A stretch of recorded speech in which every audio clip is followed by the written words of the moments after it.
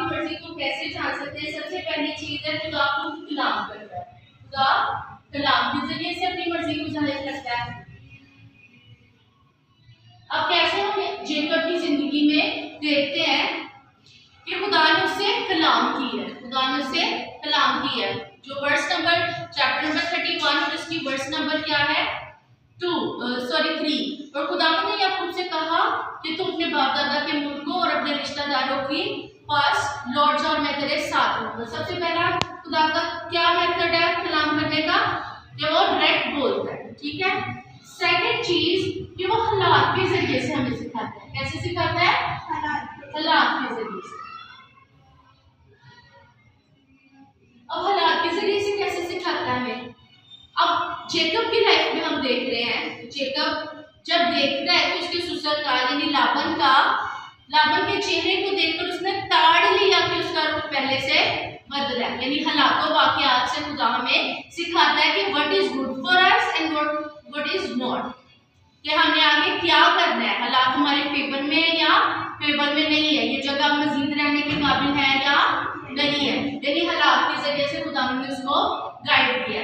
जैसे ही हम chapter number 32 में मूव करेंगे तो खुदा दुआ के जरिए से, इसके जरिए से दुआ के जरिए से भी बात करेगा। जब वो अपने भाई से डरा होगा, ईसाऊ से डरा होगा कि मैं उसको कैसे एनकाउंटर करूंगा, तो वहां पर वो खुदा से दुआ करता है और खुदा अपनी मर्जी उस पर जाहिर करता है।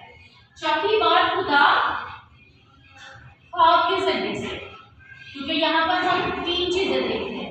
पहली बात कि खुदा के फरिश्ता ने याकूब से, जेकब से खुद ख्वाब में दिखाई देकर उसको क्या किया है? इंस्ट्रक्शंस दी है। क्या दी है? इंस्ट्रक्शन कि तुम्हें यहाँ से मूव करना है और अपना प्रॉमिस उसके साथ रिन्यू किया ताकि वो और कॉन्फिडेंस करे अपने डिसीजन को लेकर। तो ख्वाब के जरिए पहला ख्वाब किसने देखा है यहाँ पर? याकूब ने। दूसरा ख्वाब फिर आगे लाबन देखता है, खुदा उसकी झिड़की लगाता है, उसको डांटता है कि तूने मेरे बंदा को परेशान नहीं करना, तो उसको कुछ बुरा या भला ना कहना।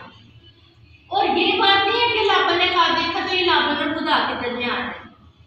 ये बात याकूब को भी पता है कि याकूब कहता है कि खुदा ने ख्वाब में भी तुझे मना किया, यानी ये ख्वाब एक ख्वाब नहीं है। यानी हो सकता है कि जिस वक्त लाबन भी रात को ख्वाब देख रहा है कि खुदा उसको डांट लगा रहा है कि तूने याकूब को हाथ नहीं लगाना, याकूब को बुरा भला नहीं कहना, लेकिन हो सकता है साइमल्टेनियसली उसी वक्त खुदा याकूब को भी ख्वाब दिखा रहा है या याकूब को बात कर रहा है उससे कि मैंने उसको मना कर दिया, तू खौफ ना कर, अगर आ भी जाएगा तो तेरा कुछ बिगाड़ नहीं सकता। तो खुदा इन 4 जरिए से, कलाम के जरिए से, हालात के जरिए से, दुआ के जरिए से और ख्वाब और रोया के जरिए से क्या है?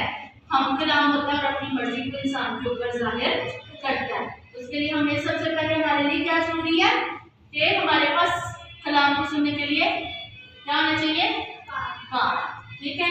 हालात को भांपने के लिए गट फीलिंग होनी चाहिए, ब्रेन होना चाहिए। दुआ करने के लिए हमारे पास जुबान होनी चाहिए, नीज होनी चाहिए कि हम घुटने टेकेंगे, है ना? घुटने टेकेंगे, मुंह खोलेंगे, मांगेंगे तो खुदा जाहिर करेगा। और ख्वाब रोया देखने के लिए जो बातनी आंखें, ये तो सबकी खुली हुई है, बातनी आंखें कि उस रोया का, उस विजन का क्या मतलब है। समटाइम्स हम बहुत कुछ ख्वाब में देखते हैं, कुछ ख्वाब ऐसे ही होते हैं जो हमारे सारे दिन की एक्टिविटीज पर बेस करते हैं, जो हमने सारा दिन काम किया, या हमारे किसी से झगड़ा हो रहा, वही बात चल रही होती है, या हमें किसी से अच्छा टाइम गुजारा होता, वही बात चल रही होती है, वो ह्यूमन थॉट्स है। लेकिन ख्वाब रोया का एक रिदम ये है जहाँ पर खुदा दिखाता भी है, खुदा बोलता भी है। तो वो समझने के लिए हमें क्या जरूरत है? बातनी आंखों का खुलाना। ये सब कैसे हो सकता है? सिर्फ कि हम खुदा से मांगे कि खुदा हमें वो आंखें, हमारी बातनी आंखों को खोल, ताकि हम उस रिलैम को देख सके, तेरी मर्जी को जान सके। हमें वो जुबान दे जिससे हम ऐसी दुआ मांगे इफेक्टिव, क्योंकि पॉल कहता है कि जिस कदर दुआ करना चाहिए मैं नहीं जानता। इसलिए पाक रूह आगे भर भर कर हमारे लिए शिफायत करता है, क्योंकि वो जानता है कि उनकी क्या नहीं है।